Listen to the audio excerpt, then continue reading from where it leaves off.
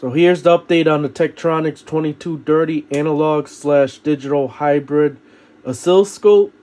And as you can see, I got it completely in pieces. Now, before I tore this apart, I actually did get the on-screen working correctly and stuff like that, which required a new operational amplifier and a transistor I had to replace on that input-output board and stuff like that, which got that going. I also went ahead and, cleaned that board up and stuff like that. Cleaned all the old flux and stuff from the person that priorly worked on it and stuff, so that board's fully functional. But one thing I wanted to take care of, because I was noticing a problem, and at first I thought it was the same problem that the other guy had, where one of the transistor ICs, because as I see that it's just a bunch of transistors, was bad. And I noticed it was doing where the display was shifted downwards. I'm like, oh no, did I short something? But I couldn't have, because I put it back in the shielding and all that stuff. So I'm like, no. And sure enough, I found that this connector right here particularly was dodgy. And when I went ahead and took it out and reinserted it, of course it started working again. But I noticed that some of the pins, as I was looking closely at it, are corroded inside. So where it's crimped on there, it's actually corroded, also probably in the wire and stuff like that. So instead of messing around with that, what I'm going to do is we're going to go ahead and desolder this whole entire harness there. And someone that I know that happened to have, 2230 and stuff like that, but the CRT's broken on it, went ahead and he actually desoldered all the pins properly and stuff like that. He's sending me this harness, which is going to be here today. And I also have new knobs coming for it as well that are not cracked like as this one, or at least as bad, and they're not as yellow as these. So I'm putting all new knobs on this too as well and stuff like that. So yeah, this thing's gonna be pretty nice once I'm done with it, assuming that of course I don't screw up and I remember where everything goes. But I did take plenty of pictures and stuff like that and kept the screws sort of where they're supposed to go, so I'll be able to figure it out. It's not a big deal. I've done enough of these.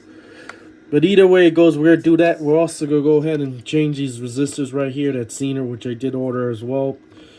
The capacitors are also supposed to be here. At least the 840 microfarad ones are going to show up today. And I'm going to go and change those as well while I'm at it. Go ahead and, probably do a better job and get this also sorted too, because there's some corrosion under there too, because everything was sitting right there at that edge. And it looks like what happened was, as you can see right there, moisture and water got into it, and that's also what damaged this harness right here too as well. That's why it's getting changed. So we're gonna do that. We're gonna change these components right here, clean this up, go ahead and make sure everything's good, and then reassemble it pretty much and stuff, and hope that this oscilloscope still functions after I get everything back together, of course.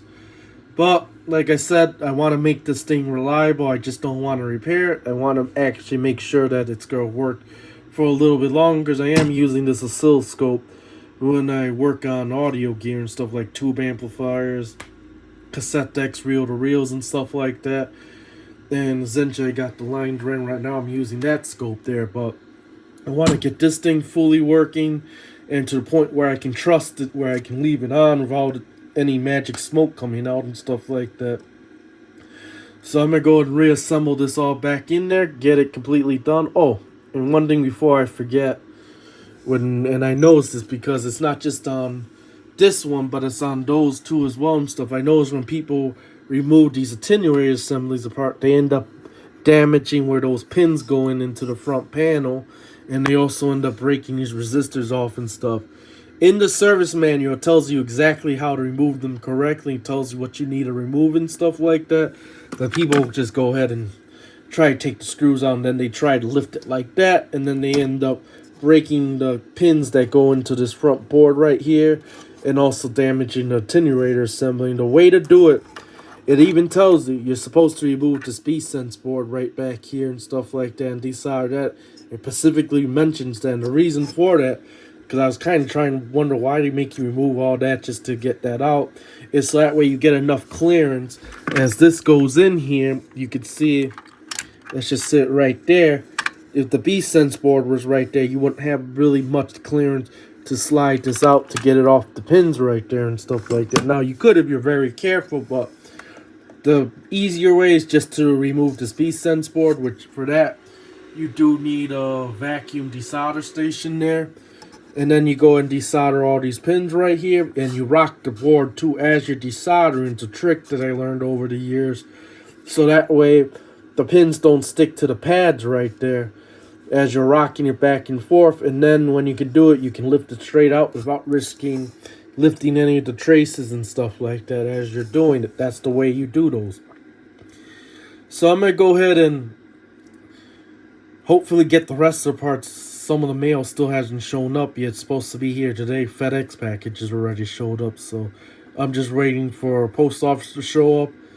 I'll get this harness replaced, get everything back together, get those components also changed out too while I'm at it, and also these 840, because some of these tested kind of high ESR, which mean they're probably leaking DC, so I'm going to go and change those. The rest of them tested fine, shockingly enough, so I'll leave well enough alone.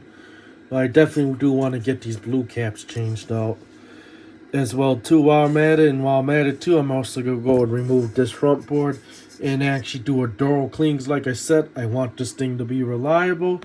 And yeah, as you can see, I also removed the front panel, which of course requires removing the sticker. I just heated it a little bit, enough to soften the adhesive. Lifted it off slowly so I wouldn't wrinkle it. And then took that screw out there. There's one screw here, and there was one screw somewhere there. And then removed the front panel too as well and stuff like that. So I can give that a good cleaning. Then also give these switches a good cleaning as well and stuff. Because I'm going to go and desolder this and get that out completely and remove it. And hopefully we'll get this thing back together in one piece. And the next part of the video I can show you a working analog/digital storage oscilloscope, because it was working before I took it apart. So hopefully it'll still work and I didn't destroy anything in the process. But nah, I'm usually very careful, but you never know. So went ahead and changed the front panel and also the cabling and everything else, and did a few modifications on the digital board as well. But I also went ahead and changed this whole front panel. And the reason for it is because the new one he sent with the buttons and stuff, he actually just decided to send me the whole front panel because he said he didn't want to risk breaking the clips off of them, which I'm actually glad he did, because that works out for me too. That was one of the things I was worried about, is these clips that's in the inside breaking and stuff like that. So I was able just to put the whole front panel on there. The only thing that I had to, keep from the old front panel obviously was this basil right here and the blast shield. And then, of course, he sent the knobs over because these here were all cracked and stuff. These are what I actually paid for. And you can see there, those were cracked. And the new ones on there are in perfect condition.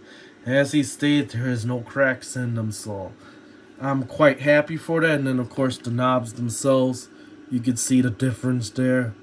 This one's obviously been baked and stuff and probably brittle and would fall apart, where those are in good condition. So went ahead and did that, and I also went ahead and did a full calibration on this thing too while I was at it. So we'll go and turn it on. And yeah, the repairs I had to do to the digital board, I had changed the ROM, I had changed a couple of the memories on that one bank that was actually showing up bad. And I also had to change the operational amplifier and transistor in the input-output board and stuff like that. So it needed a lot of repair, plus the components that were actually corroded and the whole cabling going to the digital board. But you can see there, it boots right up and no more error codes.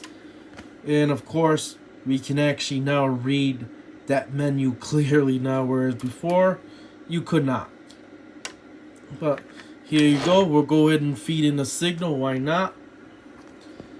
And show you. And now, see, even though it did work in the last video, so we'll just show you again. Why not?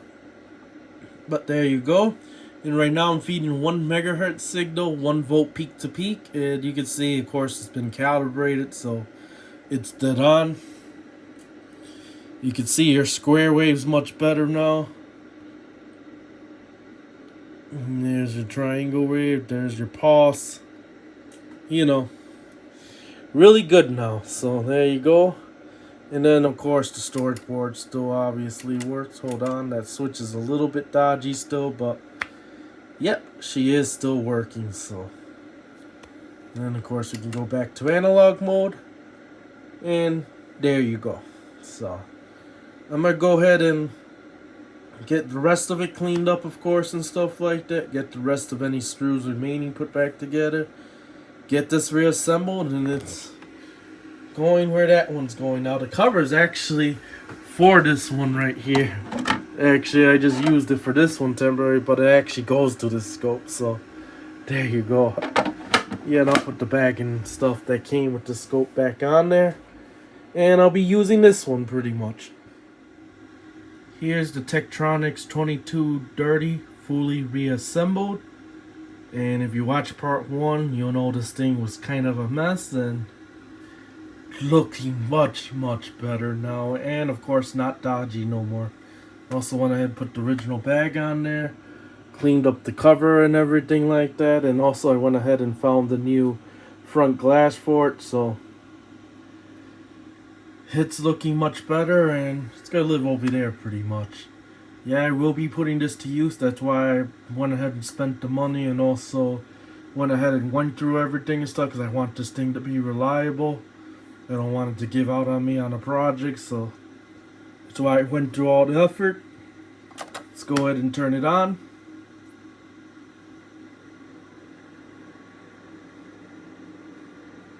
And I also went ahead and put a new fan on it, by the way, too.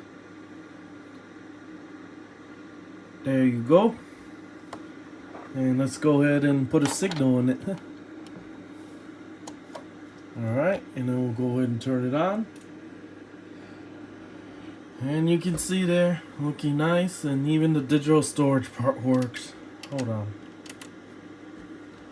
Yep, there you go. And you can see, pretty accurate now. Go back to the analog mode. That's how you go back on there. If you want to, let's just say you want to save this waveform, you just hit the save. It'll save it. Then if I turn the signal off, like I take it on off, it'll stay on the screen, of course. And there you go. Then if you want to reacquire the signal, you just go ahead and hit this out, and then I'll reacquire it again. You can see there, it is working. Okay, so let's go ahead and alright, we'll go to channel 2, and you can see there, channel 2 is working good. So yep, she is pretty much restored. So now I'll be able to hopefully get a few years out of it, and it'll work reliably. Hopefully nothing else will go wrong, but who knows, something probably will. So after running it for a few hours, making sure no other issues popped up and so forth, I went ahead and put it in its final spot for a long time. Hopefully it won't give me any other issues down the road. But I went through everything. I'm confident that this thing will be reliable, being the fact that I tested pretty much every component and tested anything that looked dodgy or tested out of spec and stuff like that, and went through the whole 9 yards, including even replacing the rear van and stuff like that. I took the original controller and fan that was in there, and I went ahead and found the server fan that's used for a server pretty much, and put it in there. So that way it's got the brand new fan too as well, so I don't got to worry about the bearings failing, this thing overheating, because this thing's going to be used a lot. And matter of fact, it's going to be used in an upcoming video on the Pioneer RT707 restoration that I'm going to be doing, and that's actually going to be probably the next video because I got the parts on the way for it. So yep, you'll be seeing a lot of usage on this scope. I probably won't use the digital storage parts, going to be mostly used in analog mode, but either way it goes, yep, you'll be seeing a lot of this scope in use. And the other thing too is I went ahead and even found the original probe set on eBay for 70 bucks. Brand new seal with both probes, and it's not like, because sometimes you get sellers that will take one set out and sell them separately. I was able to find someone that actually had both sets that would originally came with this probe, and I went ahead and ordered them. And yeah, I probably spent way too much money on this thing, to be honest with you, but you know, I'm kind of OCD and I want it to be 100%, so that's what I did. And also I do have the original map, which you saw this in part 1, that came with that option board right there and the oscilloscope itself. So yeah, I figure I'll go ahead and complete it. Why not get the original probe set as well? And then it's complete. It would have been like how it would have came out of the box. So that's what I wanted to do. Even though I am going to be using this thing, it's not a collector's item, so probably wouldn't matter, but might as well. Either way it goes, you'll be seeing this in a lot of my videos, and this concludes the video for the Tektronix 22 Dirty Analog/Digital Hybrid Storage Oscilloscope.